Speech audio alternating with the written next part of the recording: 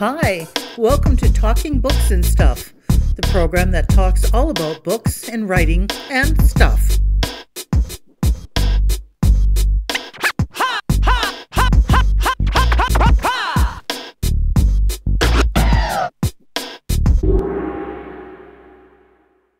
Here's your host, Dennis Rimmer. And welcome back once again. This is Talking Books and Writing and Stuff. Today we're talking about books and writing and post-World War II England with our guest today, J.M. Phillips, on the line from near the England-Kent border of London. Not, you know what I mean. J.M. Phillips will explain it all. Thank you very much. We finally connected, and this is my first day with my new teeth, so... J.M. Phillips, thank you for being with us today. How you doing over there? I'm doing great, thank you. It was a rainy, foggy day here in London.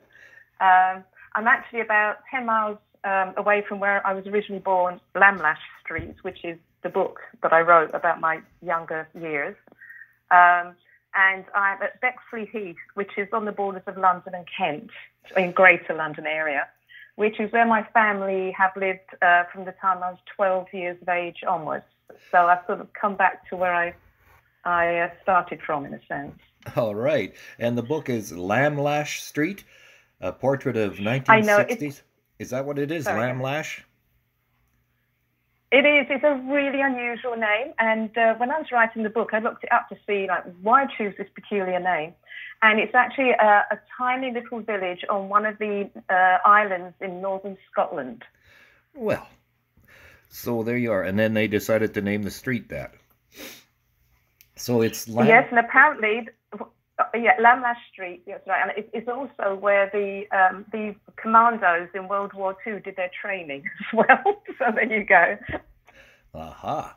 So this is Lamlash Street, a portrait of 60s post-war London through one family's story. So, J.M. Phillips, what made you decide to write this book at this stage in life? Well, okay, in terms of at this stage in life, I believe you can do anything at any stage in life. So the stage in life thing wasn't a huge thing to me. But why I did write it is because it's a story about me when I was 10 years old and talking about my aunts and my uncles and my mum and my dad and just general family.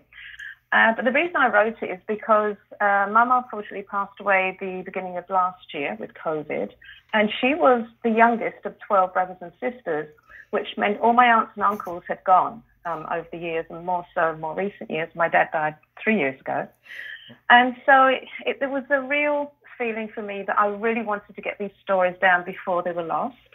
I could still remember a fair number of them, but when I spoke to my brother, he really couldn't remember that much. And if I mentioned a few things, some other family members could remember a few tidbits. But really, Mum was one of my main research assistants, which is what I called her, right. Helping me with the book. So I really wanted to document the family stories because Lamlash Street, we lived there from about 1955 to 1963, 64. Was a really special place for us because we were surrounded by family. We had all of our family, about 200 family members, aunts, uncles, cousins, and so on, that lived within roughly a sort of a 5-mile radius of where we were.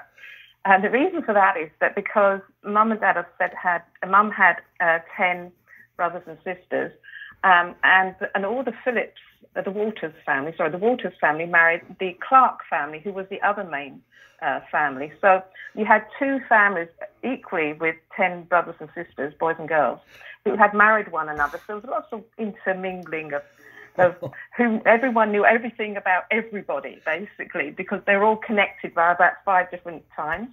But what it also meant was that all of our family were within 4 streets of one another because they were surrounding us. And so in 1963, which is when the story is set, we have masses and masses of family. But a year later, things were very, very different because a lot of difficult decisions had to be made by the family during that intervening 12 months.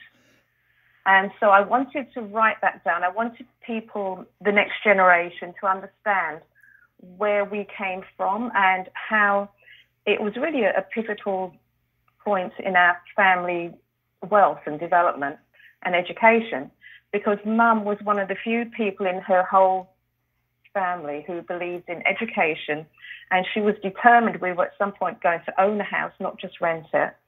And she was determined we were going to get either a trade or a profession. And she was determined we would not have second-hand clothes and that we would have a much better life than anybody else. And because my mother's father, my grandfather, was a regimental sergeant major, a drill sergeant, that meant that she was very focused and very determined. And so we did achieve these things. So I wanted that contribution that Mum had, how she turned the family fortune, if you like. I wanted that to be documented because I felt it was a story that we would all benefit from. And on the cover of the book, Lamlash Street by J.M. Phillips, there's a picture of a young girl with pen in hand above a picture of a woman. Now, is that you in your younger days and your mother down below? Unfortunately, at the time, I couldn't get a photo of Mum. That's actually my aunt. Now, my aunt and uncle lived with us as an extended family home. It's a huge Victorian house. But that is Lamlash Street, that picture at the bottom. That is outside the very house I'm talking about. It is indeed me, just above there. Yep. That was a school photograph. And it's around the time, within a year of the time that the book is set. And the reason for the love hearts at the top is because there's some romance in the story as well. I wrote about my first love. And the reason it's in there is I actually had a book coach because of my very first attempt at writing. I'd written a thesis, but that's not nearly the same as writing a book that people would read. And so we were trying to work out how to string the story together. And he said to me, where would the movie The Titanic be without the love story? I thought, you're right. He said, that's the thread that links everything together. That's how you get to know about the ship and tells the story of the ship that was sinking and so on. And so he said, that's one of the ways you can draw people in by having that sort of plot line. He said, did you have any romance when you were at that age? I said, well, yeah, there was this boy called Anthony. He said you have to write about romance. And I thought, oh, my goodness me, I can't do that. But I did, and I'm pleased I did, actually. It turned out really well. So there's a thread of romance throughout the whole book. And the other thing I love about the book is it starts with a huge family Christmas party at the beginning, that's the first chapter. And the last chapter is also the family party again, but under very different circumstances. So it's a whole saga condensed into one calendar year, basically. It is, and that is, to a large extent, that's really what happened. Within 12 months, our family had gone from being, a huge family around us, but by the end of that year, a lot of the family had to leave for financial reasons, really. And it was a story, really, that was taking place all over London. I speak to many people now, and I talk about how difficult it was when we had to leave London and move out to Kent, to Bexleyheath as it was. And they say the same thing, because where I live now, lots of people around here, they had the same experience as a child, that basically they were moved from London and brought out here. And you have to remember there was no internet in those days, no way to contact your friends. Letter post was the only way. And the other thing is you weren't allowed to use the telephone because telephone calls were very expensive, and telephones were only for adults. They weren't for children to use. Oh, that's sort of the way it was over here as well. We had one telephone in the kitchen, and there was no, phones all over the place and no cell phones, because I think we're talking about probably the same era. I was in grade 8 and 9 in 1963, so that would put us in about the same bracket. And you're right.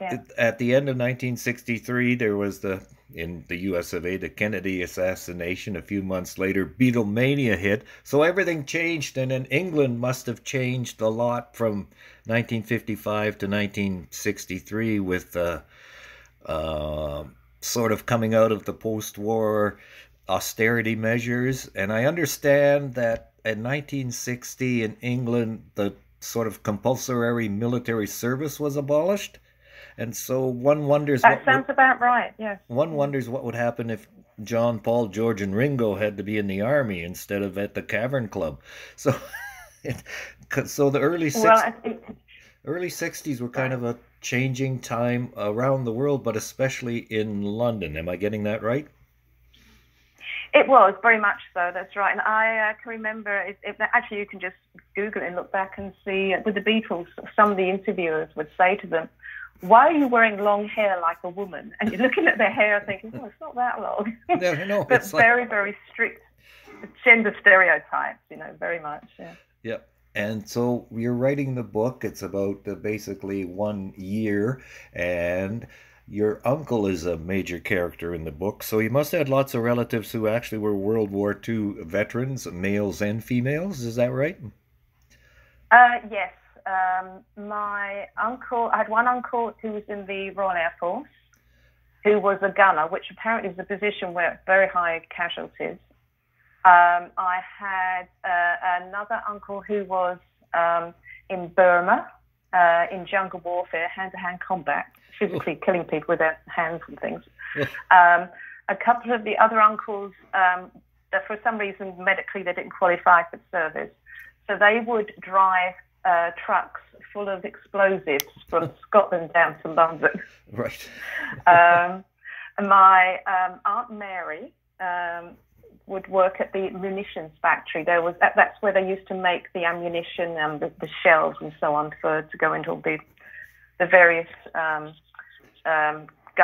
and cannons and everything else they had. That's where they were physically made. And so, which was in central London. And I talked to Mum about that a bit, and she said, every so often Aunt Mary would come back. She said the pay was good, she said, but every so often Aunt Mary would come back and say there'd been an incident at work, which meant that there'd been an explosion and somebody had been killed at work because they were handling explosives all the time. But my mum was only 10 and my other aunt was only 13 when the war was on, so they were too young for any sort of service, obviously. But they were fired on by German warplanes Yes. on the way from school to go home for lunch. It was down Woolworths Road, which is just like it was a main road. And she said she could remember the bullets hitting the pavement, the sidewalk, going ack, ack, ack, ack, as they hit the ground.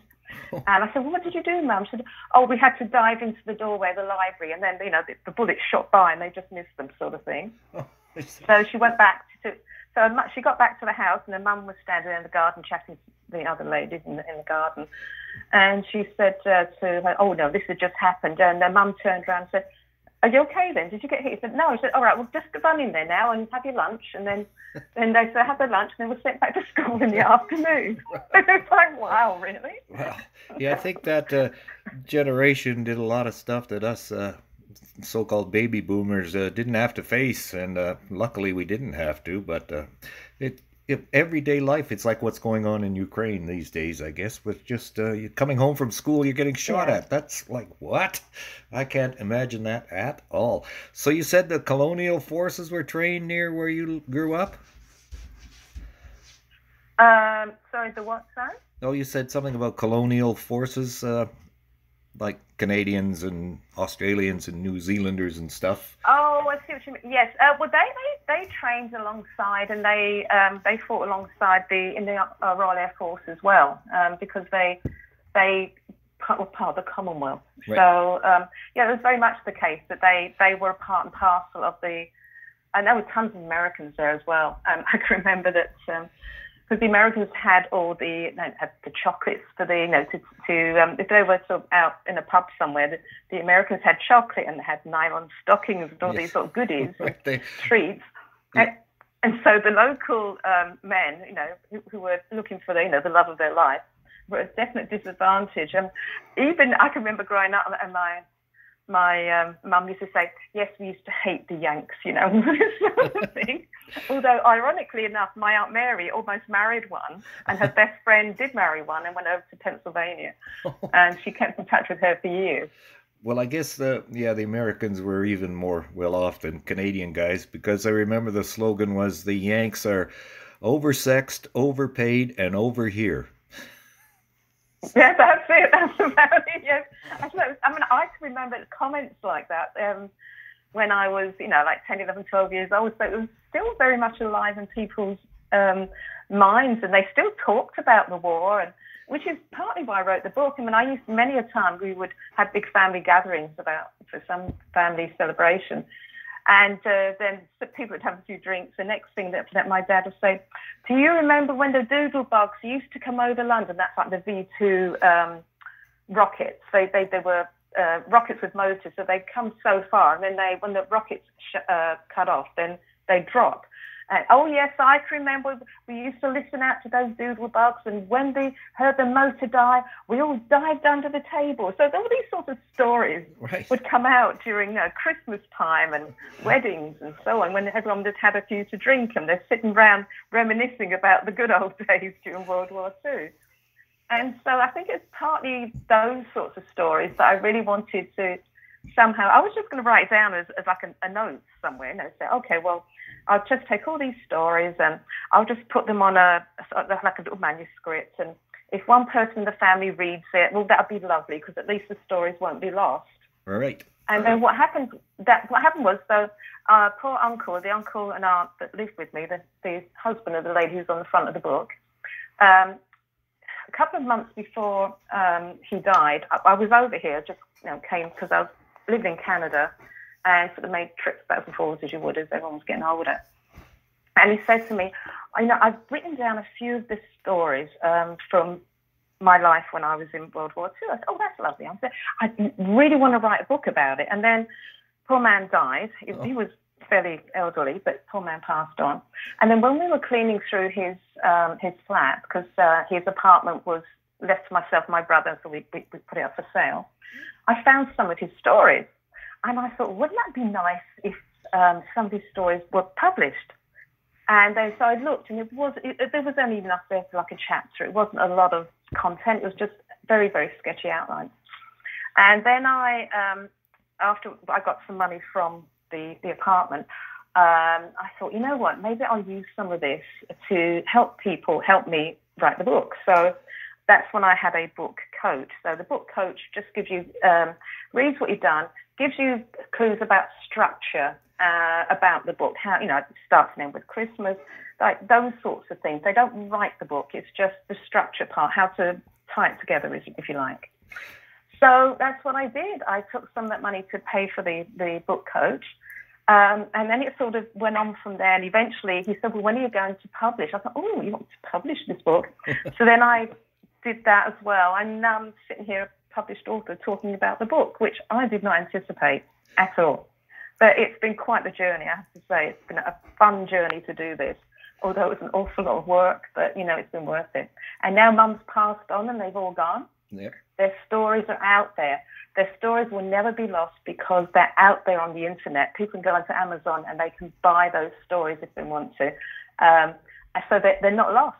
I said to Mum, I remember a few months before she passed on, I said, Mum, you do realise you're immortal now, don't you? Because everyone's going to know about you. She said, oh, really? Sort of thing. But I don't think she really understood. And it is a memoir, Lamlash Street, a portrait of 1960s post-war London through one family's story.